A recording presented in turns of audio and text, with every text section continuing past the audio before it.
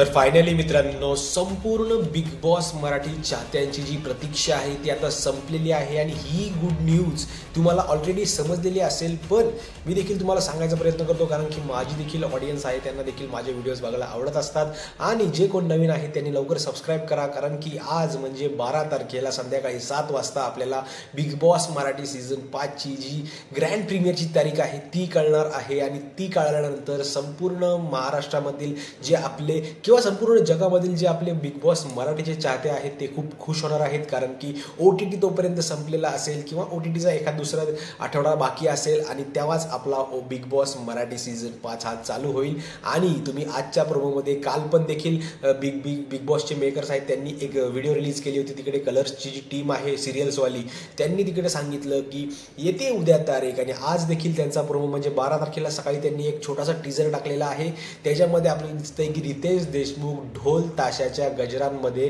तिकडे date announce करणार आहे कारण की जे संपूर्ण महाराष्ट्र एवढ्या दिवसांपासून जी इच्छा ही व्यक्त करत होतं की यार बिग बॉस